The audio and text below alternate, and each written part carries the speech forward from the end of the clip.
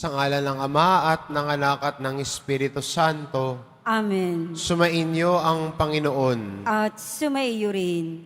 Mga kapatid, aminin po natin ang ating mga kasalanan upang marapat tayong gumanap sa banal na pagdiriwang. Inaamin ko Sa makapangyarihang Diyos at sa inyo mga kapatid, na luba akong nagkasala sa isip, sa salita, sa gawa, at sa aking pagkukulang. Kaya'y sinasamo ko sa mahal na Birheng Maria, sa lahat ng mga anghel at mga banal, at sa inyo mga kapatid, na ako'y panalangin sa Panginoong ating Diyos. kaawaan tayo ng makapangyarihan Diyos, patawarin tayo sa ating mga kasalanan, at patnubayan tayo sa buhay na walang hanggan. Amen. Panginoon, kaawaan mo kami. Panginoon, kaawaan mo kami. Kristo, kaawaan mo kami. Kristo, kaawaan mo kami. Panginoon, kaawaan mo kami. Panginoon, kaawaan mo kami. Manalangin tayo.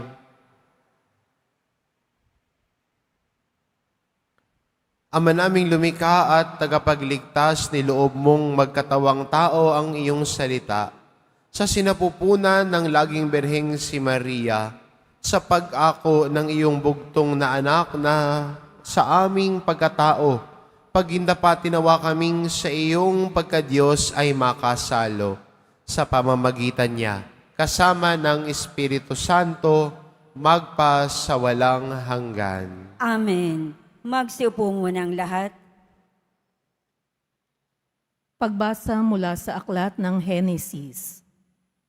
Noong mga araw na iyon, tinawag ni Jacob ang mga anak niya at kanyang sinabi, "Kayo mga anak, magsilapit sa akin.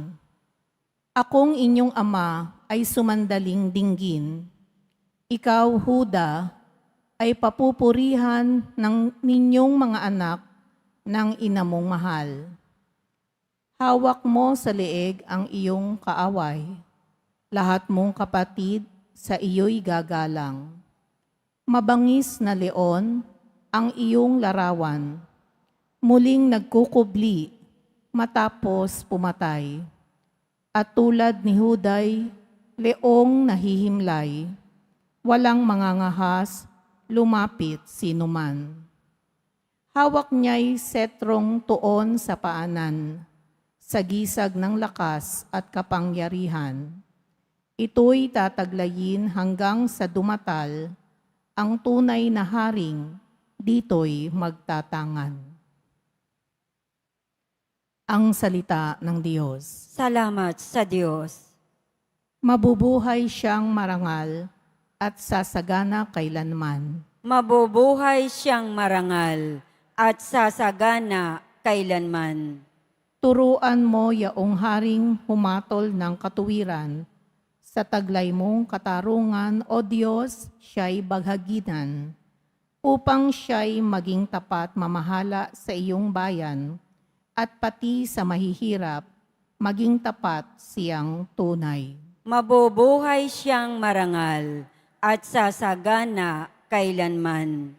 Ang lupain nawa niya'y umunlad at managana. Maghari ang katarungan sa lupain itong bansa.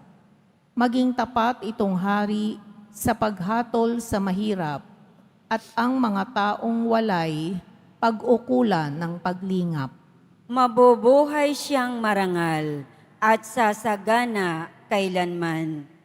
Yaong buhay na matuwid sa kanyang kapanahunan, madama ng bansa niya at umunlad habang buhay.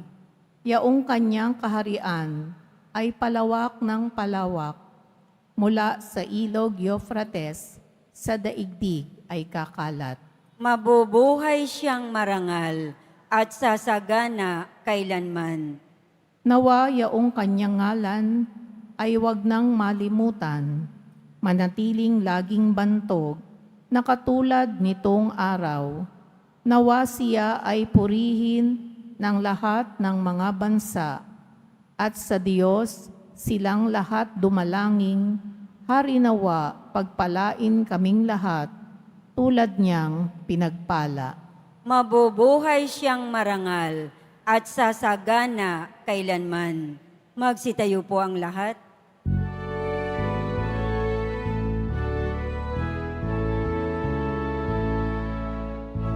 Hallelujah, hallelujah, hallelujah,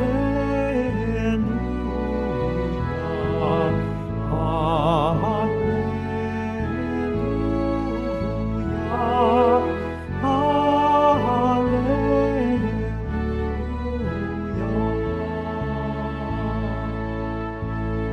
Karunan ng may kapal,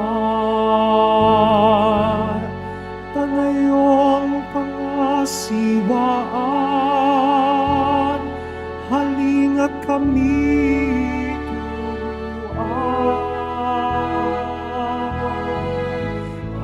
turuan. Hallelujah, hallelujah, hallelujah.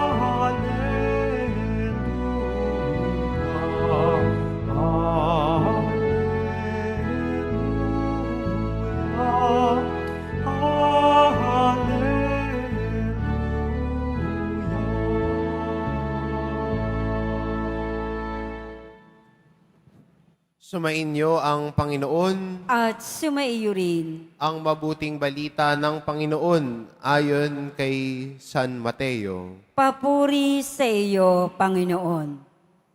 Ito ang lahi ni Hesukristo na mula sa angkan ni David, na mula naman sa lahi ni Abraham. Si Abraham ang ama ni Isaac, si Isaac ang ama ni Jacob, na ama ni Juda at ng kanyang mga kapatid. Naging anak naman ni Juda kay Tamar sina Fares at Sarah. Si Fares ang ama ni Esrom, at si Esrom ang ama ni Aram. Si Aram ang ama ni Aminadab. Si Aminadab ang ama ni Nason, at ama naman ni Salmon. Naging anak ni Salmon kay Rahab si Boaz, at naging anak naman ni Boaz kay Ruth si Obed. Si Obed ang ama ni Jesse, na ama ni Haring David. Naging anak ni David si Solomon sa dating asawa ni Urias. Si Solomon naman ang ama ni Roboam.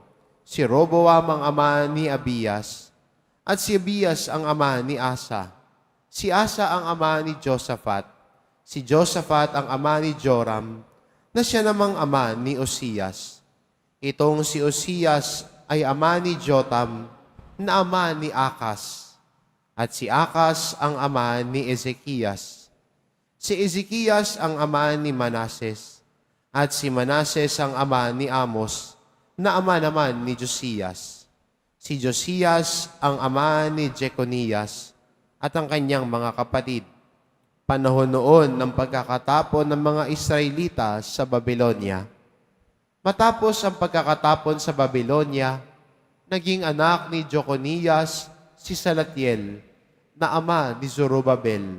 Si Zorobabel ang ama ni Abiud, na ama ni Eliakim. At si Eliakim ang ama ni Asor. Si Asor ang ama ni Sadok, na ama ni Akim. Itong si Akim ang ama ni Eliud. Si Eliud ang ama ni Eliasar. Si Eliasar ang ama ni Matan, na ama ni Jacob. At si Jacob ang ama ni Jose, na asawa ni Maria. Si Maria naman ang ina ni Jesus, na tinatawag na Kristo. Sa makatwid, 14 ang salinlahi mula kay Abraham hanggang kay David. 14 mula kay David hanggang sa pagkakatapon sa mga Israelita sa Babylonia. At 14 din mula sa pagkakatapon sa Babylonia hanggang kay Kristo. Ang mabuting balita ng Panginoon. Pinupuri ka namin, Panginoong Heso Kristo. Magsiupo mo ng lahat. May natandaan ba kayong pangalan sa ating ebanghelyo? Bagamat puro pangalan ang narinig natin, pangalan ng mga ninuno ni Jesus. Mula kay Jose hanggang kay Abraham. At ang paalala sa atin ng Ebanghelyo ngayon, na si Jesus ay pumasok sa kasaysayan ng tao.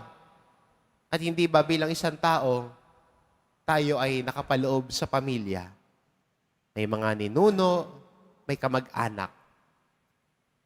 Lalo na ho, di ba ngayon, malapit na yung panahon ng mga family reunion. At ang Ebanghelyo natin ngayon ay paalala na ang Diyos sa kaganapan ng panahon, pumasok sa ating kasaysayan, siya'y salita na nagkatawan tao. Pero kung titignan natin ang mga pangalan sa ating Ebanghelyo, hindi naman sila lahat ay magagaling. May mga kapalpakan din sila. May mga kahinaan din sila. Kung titignan natin, ang ninuno ni Jesus, mula kay Jose, si David. Si David na nagkaroon ng relasyon sa asawa ni Urias. At siya din ang dahilan para ipapatay si Urias. May kanya-kanyang kahinaan, may kanya-kanyang pagkukulang. Pero kahit anuman ang kahinaan at pagkukulang, pag ang Diyos pumasok sa buhay natin, siya ang nagbabasbas ng buhay natin. Siya ang kalakbay natin. Siya ho ang kasama natin. Na sa kabila ng mga kahinaan natin, sa kabila ng mga kapalpakan natin, ang Diyos ang pumapatawad at ang Diyos ang nagsasabi na magpatuloy tayo sa paglalakbay natin. Kaya magandang paalala sa atin ang Ebanghelyo natin. Kahit anuman ang nakaraan mo, hindi na mahalaga yon. Dahil tapos na yun eh. Nakaraan na yun eh. At sana mula sa mga nakaraan at kwento ng kasaysayan natin, at kwento natin, may natutunan tayong mga aral. Siguro doon naman tayo lumalago eh. With our mistakes, we learn from them. We learn from our mistakes. We learn from our experiences. Kaya ang mahalaga ngayon, yung ngayon. Yung nakaraan, nariyan, para ituro sa atin. Para matuto tayo. Kahit anong paman ang nangyari noon, kahit sa buhay natin, nakaraan na yun. Nakalipas na yun. Ang mahalaga, yung ngayon. Ngayon, nagpapasya tayo na sumunod kay Jesus. Ngayon, nagpapasya tayo at nagsusumikap na magbagong buhay. Yung ngayon na nagpapasya tayo na kay Jesus tayo. At yun po yung mahalaga ngayon. The past is there to teach us and help us to grow. But what is more important is our here and now. Our present moment, our today, and in every day of our lives, we always say to the Lord, Ikaw ang pinipili ko, Ikaw ang minamahal ko, Ikaw ang sinusundan ko, at ang aral at turo mo ay sasabuhay ko. Pag ang Diyos ang pumapasok sa buhay natin, siya ang bahala sa atin. Pag ang Diyos pumapasok sa buhay natin, binabago niya ang buhay natin. At sana sa pagdiriwang natin ito, sa paglalakbay natin sa panahong ito ng Adbyento, piliin ng Diyos at hayaan din natin na kasama natin at kalakbay natin ang Diyos. Amen. Magsitayo po ang lahat.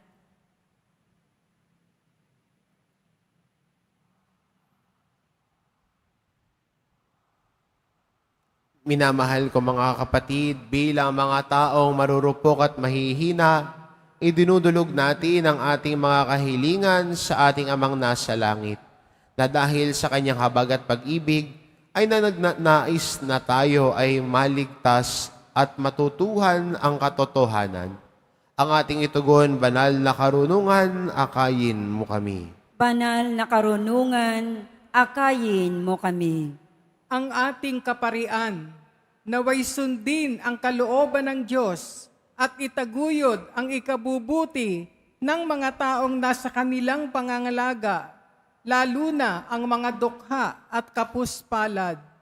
Manalangin tayo. Banal na karunungan, akayin mo kami. Bilang isang pamayanan, naway makilala natin ang kabutihang nasa bawat isa sa atin, maging mapagmahal sa lahat ng nakakasalamuha natin at umiwas sa paghusga sa nalilihis ng landas. Manalangin tayo. Banal na karunungan, akayin mo kami. Ang mga naligaw ng landas at nakadarama ng pangungulila, pagkabagabag at pagtatakwil, naway makatagpo ng pag-asa sa habag at pag-ibig ng Diyos. Manalangin tayo. Banal na karunungan, akayin mo kami. Ang mga may sakit at mga nagdurusa, naway mabuhayan ng loob at palakasin ng pagkabatid na sila ay mahal ng Diyos. Manalangin tayo. Banal na karunungan, akayin mo kami. Ang mga namayapa na may mapatawad sa kanilang mga kasalanan at mamahinga sa kapayapaan ng langit magpasawalang hanggan. Manalangin tayo. Banal na karunungan, akayin mo kami.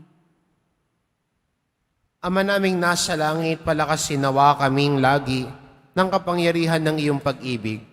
Huwag mong pababayaang guluhin ang mga alalahanin sa mundo, ang aming mga pag-iisip at huwag nawang mangimbabawan ng kasamaan ng aming buhay. Idinadalangin namin ito sa pamamagitan ni Kristo na aming Panginoon. Amen. Magsiupo munang lahat.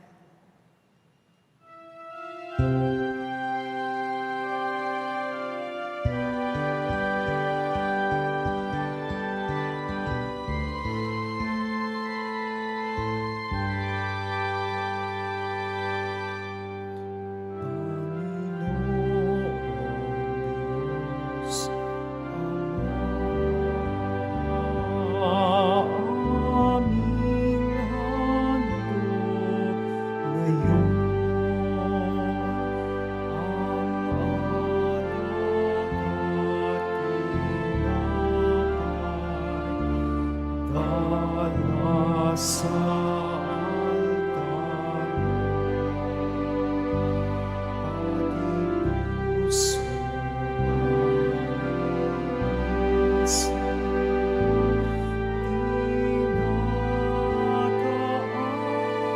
puso dinataas sa'yo habang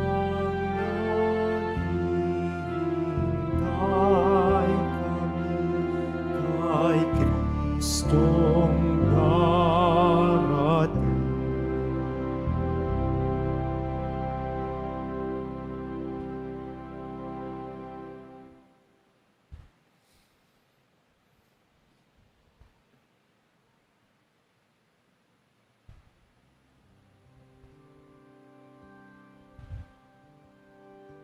Magsitayo po ang lahat.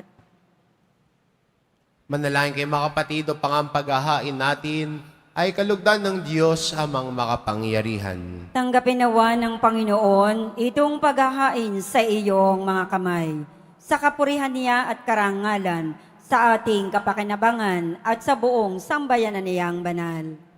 Ama naming lumikha, gawin mo banal ang mga alay ng iyong sambayanan, upang sa kagalang-galang na pagdiriwang na ito, kami ay panggindapatin mong makasalo sa pagkaing ibinibigay mo sa pamamagitan ni Hesukristo kasama ng Espiritu Santo, magpa sa walang hanggan. Amen. Sumainyo ang Panginoon. At sumaiyo rin. Itaas sa Diyos ang inyong puso at diwa. Itinaas na namin sa Panginoon. Pasalamatan natin ang Panginoong ating Diyos. Marapat na siya ay pasalamatan. Ama naming makapangyarihan, tunay ngang marapat na ikaw ay aming pasalamatan sa pamamagitan ni Hesukristo na aming Panginoon.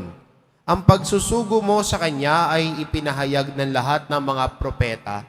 Ang pagsilang niya ay pinananabikan ng mahal na Birheng Kanyang inang tunay sa kapangyarihan ng Espiritong Banal. Ang pagdating niya ay inilahad ni San Juan Bautista sa kanyang pagbibinyag. Ngayong pinaghahandaan namin ang maligayang araw ng kanyang pagsilang, kami nananabik at nananalangin lubos na makaharap sa kanyang kadakilaan. Kaya kaisa ng mga anghel na nagsisiawit ng papuri sa iyo, nang walang humpay sa kalangitan, kami nagbubunyi sa iyong kadakilaan. Santo, Santo, Santo, Panginoong Diyos ng mga hukbo, napupuno ang langit at lupa ng kadakilaan mo, o sana sa kaitaasan. Pinagpala ang naparirito sa ngalan ng Panginoon, o sana sa kaitaasan. Magsilod po ang lahat. Ama naming banal, ikaw ang bukal ng tanang kabanalan, kaya't sa pamamagitan ng iyong Espiritu gawin mong banal ang kaloob na ito, upang para sa amin maging katawan at dugo ng aming Panginoong Hesukristo. Bago niya pinagtiis ang kusang loob na maging handog, hinawakan niya ang tinapay, pinasalamatan kanya, pinagati-hati niya iyon, iniabot sa kanyang mga alagad at sinabi, "Tanggapin ninyong lahat ito at kanin. Ito ang aking katawan na ihahandog para sa inyo."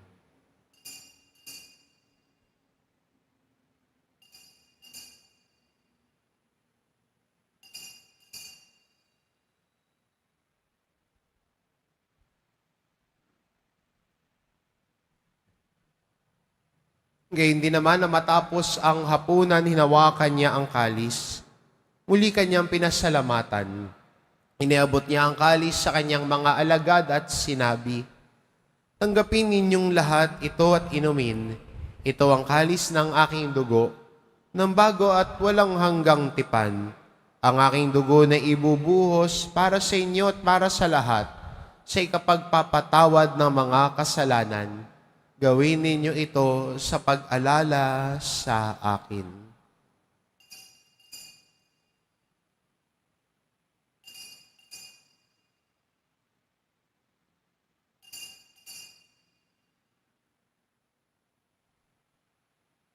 Magsitayo po ang lahat. Ipagbunyi natin ang misteryo ng pananampalataya. Si Kristo'y namatay, si Kristo'y nabuhay, si Kristo'y babalik sa wakas ng panahon. Ama, ginagawa namin ngayon ang pag-alala sa pagkamatay at muling pagkabuhay ng iyong anak. Kaya tinaalay namin sa iyo ang tinapay na nagbibigay buhay at ang kalis na nagkakaloob ng kaligtasan. Kami nagpapasalamat dahil kami iyong minarapat na tumayo sa harap mo para maglingkod sa iyo. Isinasamo namin kaming magsasalo-salo sa katawan at dugo ni Kristo ay mabuklod sa pagkakaisa sa pamamagitan ng Espiritu Santo. Ama, lingapin mo ang iyong simbahang laganap sa buong daigdig. Puspusin mo kami sa pag-ibig, kaisa ni Francisco na aming Papa at ni Jose na aming Obispo at ang Tanang Kaparian.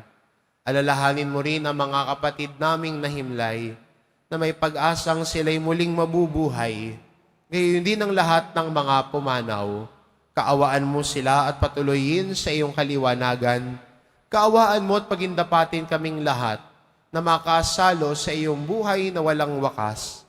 Kaisa ng mahal na Birheng Maria na ina ng Diyos, ng kabiyak ng puso niyang si San Jose, kaisa ng mga apostol at ng lahat ng mga banal na namuhay dito sa daigdig ng kalugod-lugod sa iyo, maipagdiwang nawa namin ang pagpupuri sa ikararangal mo sa pamamagitan ng iyong anak na aming Panginoong Hesukristo. Sa pamamagitan ni Kristo kasama niya at sa Kanya, ang lahat ng parangal at papuri ay sa iyo, Diyos amang makapangyarihan, kasama ng Espiritu Santo, magpa sa walang hanggan. Amen. Sa tagubilin ng mga nakagagaling na utos at turo ni Jesus na Panginoon natin at Diyos, ipahayag po natin ng lakas loob. Ama namin, sumasalangit ka, sambahin ang ngalan mo, mapasa amin ang kaharian mo, sundin ang loob mo dito sa lupa para nang sa langit. Bigyan mo kami ngayon ng aming kakanin sa araw-araw at patawarin mo kami sa aming mga sala para nang pagpapatawad namin sa nagkakasala sa amin. At huwag mo kaming ipahintulot sa tukso at iadya mo kami sa lahat ng masama. Hinihiling namin kami adya sa lahat ng masama, pagkalooban ng kapayapaan araw-araw, iligtas sa kasalanan at ilayo sa lahat ng kapahamakan. Samantalang aming pinananabikan ang dakilang araw ng pagpapahayag ng tagapagligtas naming si Hesu Kristo. Sapagat iyo ang kaharian at ang kapangyarihan at ang kapurihan magpakailanman. Amen. Panginoong Kristo, sinabi mo sa iyong mga apostol, kapayapaan ang iniiwan ko sa inyo, ang aking kapayapaan ang ibinibigay ko sa inyo. Tungayan mo ang aming pananampalataya at huwag ang aming pagkakasala. Pagkalooban mo kami ng kapayapaan at pagkakaisa. Ayon sa iyong kalooban, kasama ng Espiritu Santo, magpa sa walang hanggan. Amen. Ang kapayapaan ng Panginoon ay laging sumainyo. At sumaiyo rin. Magbigayan kayo ng kapayapaan sa isa't isa.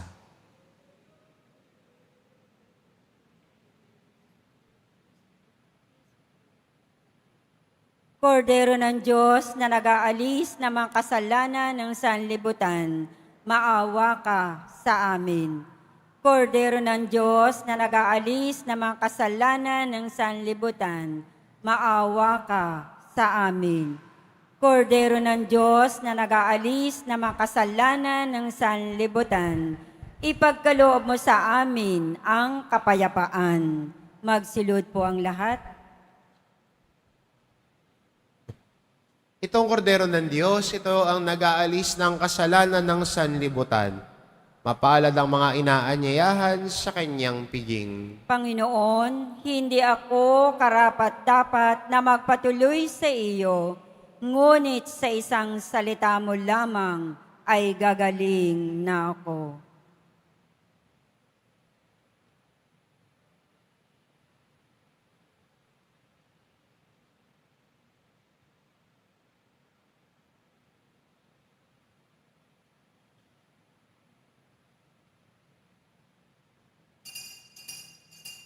Para sa lahat ng tatanggap ng banal na komunyon, sasagot po tayo ng amen. Pagkasabi ng pari o ng lay minister ng katawan ni Kristo at isubo agad sa bibig bago umalis sa harapan ng pari o lay minister. Sumunod po tayo.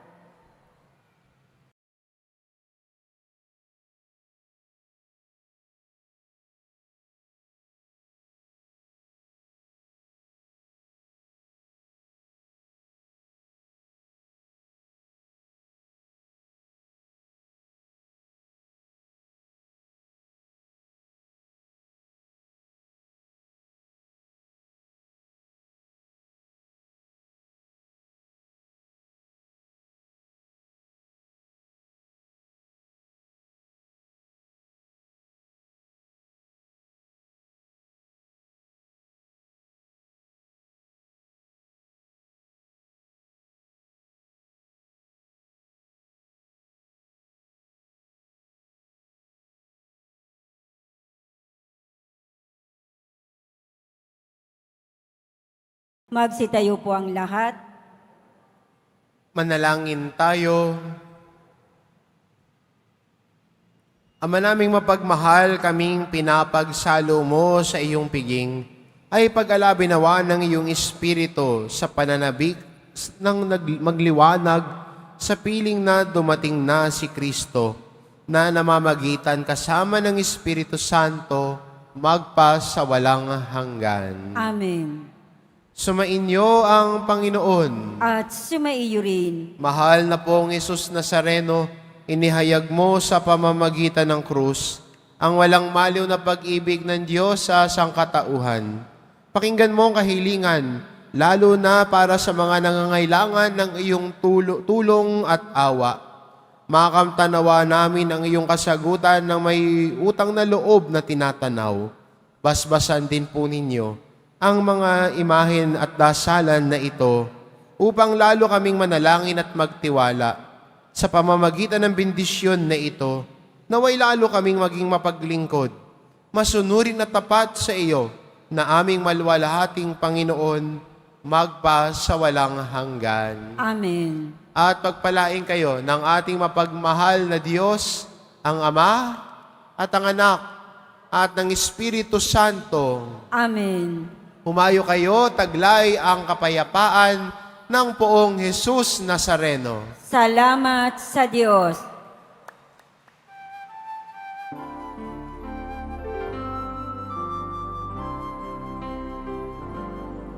Nuestro Padre Jesus Nazareno, sinasamba ka namin. Pinipintuho ka namin, aral mo ng aming buhay at kaligtasan. Nuestro Padre Jesus Nazareno, iligtas mo kami sa kasalanan. Ang krus mong kinamatayan ay sagisag ng aming kaligtasan. Nuestro Padre Jesus Nazareno, dinarangal ka namin. Nuestro Padre Jesus Nazareno, niluwalhati ka namin. Nuestro Padre Jesus Nazareno, dinarangal ka namin. Nuestro Padre Jesus Nazareno, niluwalhati ka namin.